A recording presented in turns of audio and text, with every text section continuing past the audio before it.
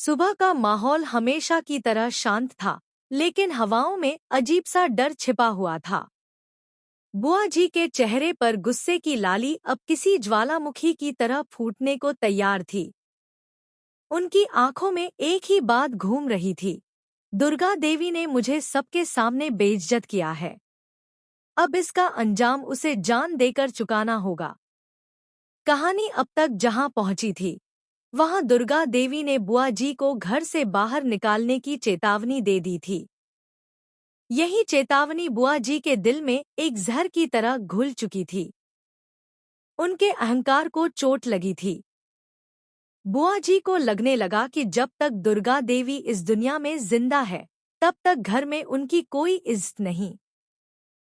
और अगर दुर्गा देवी रास्ते से हट जाए, तो इस पूरे परिवार पर उनका ही राज चलेगा। इसी सोच के साथ बुआ जी ने दिमाग में एक खतरनाक प्लान बुनना शुरू किया। वह कमरे में अकेले बैठकर घंटों घंटों किसी काली ताकत की तरह सोचती रहती। बाहर से देखने पर वह खामोश दिखती थी, लेकिन भीतर उनके दिमाग में तूफान चल रहा था। अहाना को भी बुआ जी की हरकतों पर शक होने लगा था। उसने कई बार देखा था कि बुआ जी अपने कमरे में दरवाजा बंद करके कुछ छिपा रही हैं। अहाना समझ गई थी कि कुछ बड़ा होने वाला है। लेकिन मुश्किल यह थी कि उसी दौरान उसे अपने कॉलेज की फाइनल परीक्षा देने मायके जाना था। अहाना के सामने सबसे बड़ा सवाल यही था कि वह अपनी पढ़ाई का सपना पूरा करे या दुर्गा देवी को अकेला छोड़कर जाए। उसका दिल बार बार कहता कि अगर वह गई और यहाँ कोई अनहोनी हो गई तो। उसने यह बात दुर्गा देवी को बताई भी, मगर दुर्गा देवी, जो हमेशा अहाना का सहारा बनी रहती थी, उन्होंने खुद अपनी बहू को मायके भेजने का फैसला लिया।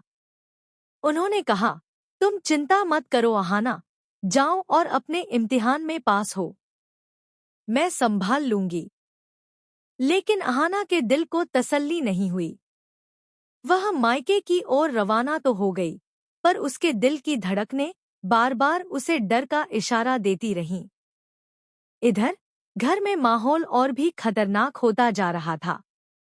जिस दिन सब लोग बाहर गए हुए थे और घर लगभग खाली था, उसी दिन बुआ जी ने अपनी चाल चल दी। वह दबे पांव दुर्गा देवी के कमरे में दाखिल हुई और अंदर से दरवाजा बंद कर लिया। दुर्गा देवी नींद में थी। बुआ जी धीरे धीरे उनके पास पहुंची और उनके चेहरे पर एक खतरनाक साया मंडराने लगा।